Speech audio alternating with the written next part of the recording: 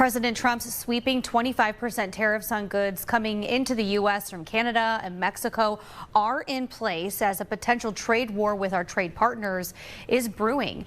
Just this afternoon, Trump shared on social media that most goods from Mexico will be exempt from the tariffs if the items are in compliance with the North American Free Trade Agreement. Where do lawmakers stand on the matter as Americans and businesses brace for potential rising prices?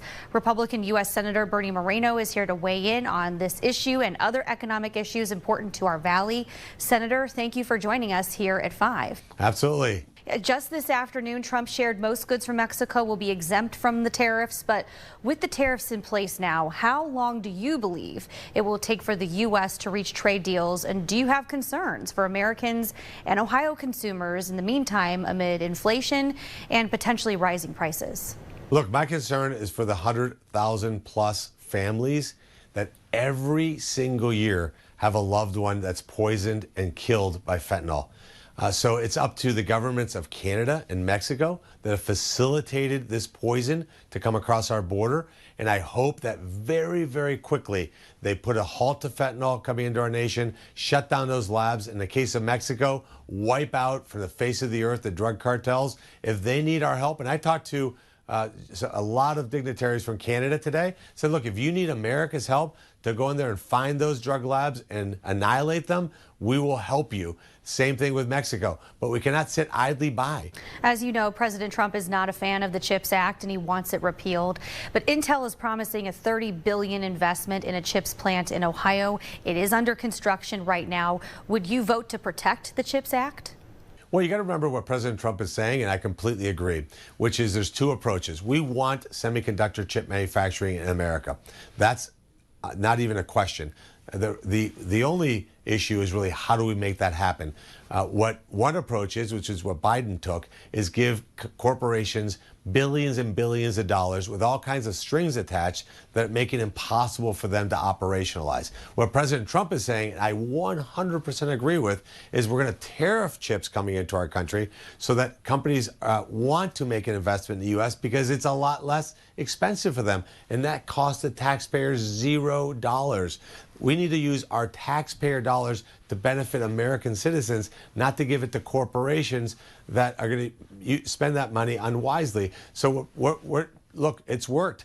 TSMC, the company out of Taiwan, with no government incentives, is building semiconductor chip manufacturing here in America. So it's a much better approach. It's a common sense approach. It's a business person's approach, and I completely support it. You said you recently pressed GM CEO Mary Barra on building vehicles out of Lordstown again.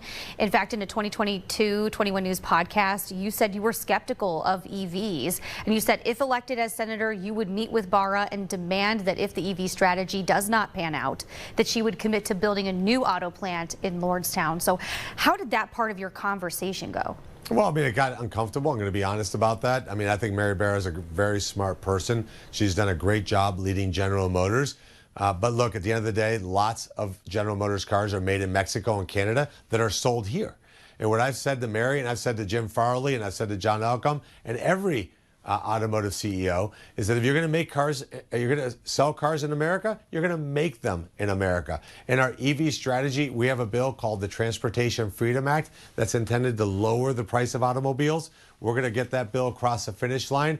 And look, that plant in Lordstown cannot remain the way it is. We have to restore that plant to its previous might. And there's lots of opportunities. We have lots of cars, like I said, made in Canada and Mexico and elsewhere that can be made right there. We can turn that around quickly. So every time I have a conversation with Mary Barra, I remind her that plant sits idle and I'm not going to stand for it. But if the plant is owned by someone else now and efforts to keep that plant open failed, how do you believe it's possible to revive the vehicle production in Lordstown again? It's owned by a current company. I've talked to them as well. And look, there's lots of ways to make a deal there. There's 15 different directions that can take. However we get to the ultimate destination, I'm less concerned about. Then I want to see that plant restored to its former glory. The people in that community deserve to have an auto plant there that then can provide a lot of great high-paying jobs to the community so that people can live a good middle-class life. We gutted our industrial sector all over America, and it's the biggest example of that is right on Interstate 80 in Lordstown, Ohio, and we're not going to let that plant sit idly by like that. Senator Moreno, thank you so much for taking the time. All right. Thank you, Lindsay.